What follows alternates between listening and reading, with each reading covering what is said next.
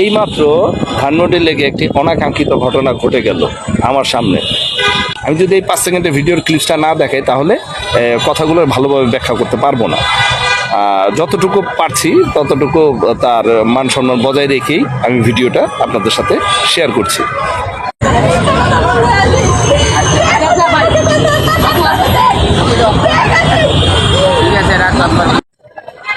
হঠাৎ করে দেখি একটি মেয়ে ফ্লোরের মধ্যে মানে গড়াগড়ি করছে আর চেঁচামেচি করে বলছে, তুই আমার জীবনটা শেষ করে দিয়েছিস, তুই আমার জীবনটা শেষ করে দিয়েছিস। আরেকটা ছেলে এসে তাকে তার এই যে বুকের এই জায়গাটাকে ধরে রাখছে। তাই আমি ভাবছি যে ওই ছেলেটার সাথেই মনে হয় সম্ভবত তার সমস্যা, কিন্তু পরবর্তীতে দেখলাম যে আসলে মেয়েটার এই ফতুয়াটা আছে না, এটা ছিঁড়ে সে বিবস্ত্র হয়ে গেছে, যার কারণে ওই ছেলেটা এইখানে ধরে তাকে তার মানে ইজ্জতটাকে রক্ষা করছে, তার তার বুকে এই জায়গাটা সেভ করছে।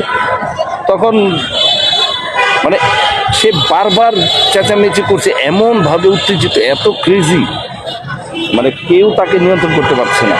ছেলেটা ওই যে ছেলেটা তাকে সেভ করছে, পরবর্তীতে জানলাম এই ছেলেটা তার কেউই না, কিন্তু ওই ছেলেটা একটু লেডিস টাইপের দেখে, যার কারণে সে সেভ করতে পারছে। কোনো মেয়ের পক্ষেই সম্ভব ছিল না যে এই মেয়েকে কন্ট্রোল করা। যাই হোক, মেয়েটার সাথে যেই ছেলে বন্ধুটা ছিল, একটা পর্যায়ে আমি তাকে গিয়ে জিজ্ঞেস করলাম যে ভাই কি হয়েছে, তো ভাই এই যে দেখেন না কি করতেছে, একটু সামাল দিতে পারতেছে না। তাই আমি বললাম যে কি হয়েছে, হয়তো মানে সে বললো না, মানে দুজনের মধ্যে হয়তো একটু কথা কাটাকাটি হয়েছে, ঝগড়াঝাটি হয়েছে, কিংবা যে কোনো এটা প্রায় দিনই প্রায় সময় হাঁটতে গেলে দেখি লেকের মধ্যে। কিন্তু এইরকম মেয়েরে বাবার দেখিনি, সে কতক্ষণ পর লাফদা উঠে ওইটা চেঁচামেচি করতেছে আর মোবাইল ধরছে।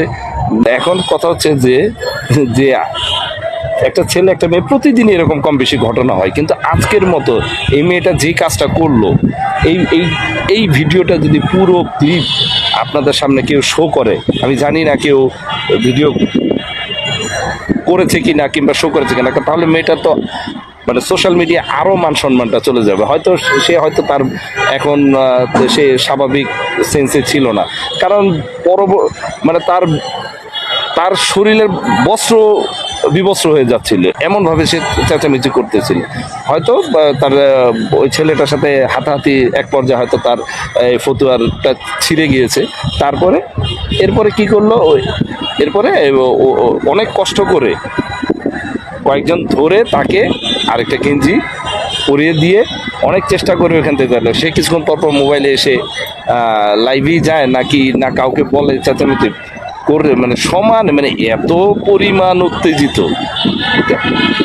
এই যে এই কথাগুলোর বলছে এই জন্য যে এখন দেখেন না, ছেলেরা আসলে স্মার্ট, ইন্টেলিজেন্ট, শিক্ষিত সব কিছুই ছেলে খুঁজে, যারা স্মার্ট ওই মেয়েদের নিয়ে কিন্তু ঘোরাঘুরি করে, কিন্তু একটা পর্যায়ে কিন্তু বিয়ে শাদীর ক্ষেত্রে কিন্তু তারা কিন্তু ওইসব মেয়েগুলোকে কিন্তু একটু উপেক্ষা করে ফেলে।